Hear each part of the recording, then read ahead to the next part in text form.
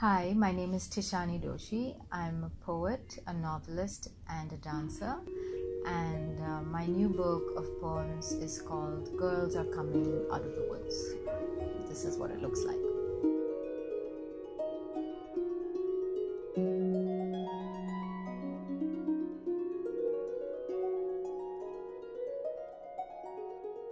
About 5 years ago, I moved out of Madras down the coast, an hour and a half south, and I live on a beach. And the kind of place where I live in, it's very open to the elements.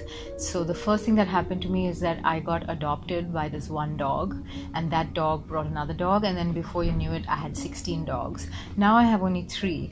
But because I live in this very isolated life, the dogs take up a big part of my narrative. So we go for a walk every day and they fight with other dogs. And so I realized when I was putting the poems together that I have all these dog imageries, and I'm also very invested in their lives, and I'm trying to think about what they might feel, or so they come through, and I think once you become obsessed about dogs, then that's it, it takes up and it overtakes. So when I write a poem about a particular place, it's usually after I've been there. I take notes when I travel, because my normal life, that my beach life, is such a big part of the poems as well, and very rooted into that, also the city of Madras. But when I travel, it creates this sort of other landscape, other geography, where I feel it's possible to find myself, So travel has always been about discovery in a way, and each place lends itself to a different kind of poem. So Calcutta, for instance, was the first time I tried a canzone, and then I did a poem in Vietnam after witnessing a pig killing. So who knows what you're gonna experience when you travel, but that's the whole point, I guess. And it's odd, the image that remains. I think it was Paul Valery who said, like, a poem is never finished, it's abandoned.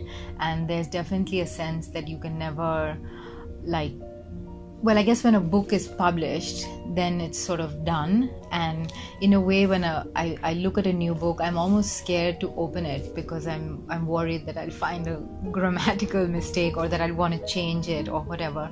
But I think as well, in terms of the actual process of writing, you leave things behind. At least for me, I write, and then I shelve it for a period of time, and then I return to it. So that gestation period is very important, and then you go back with some fresh eyes. And because I write fiction as well, it's very convenient, because I find that when I'm doing one thing, I can't do the other. So if I'm writing poetry, it's just poems, and then if I'm writing a novel, it's just fiction.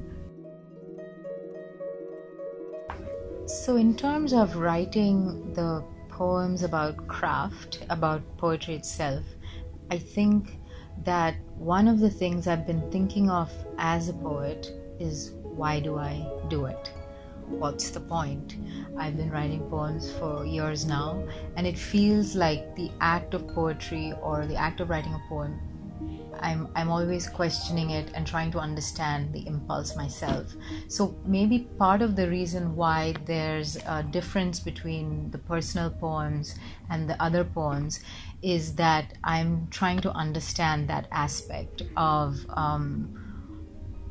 why poetry, why persist with this thing that seems so difficult, and which people are so keen to reject, and which really has a hard time finding a space for itself.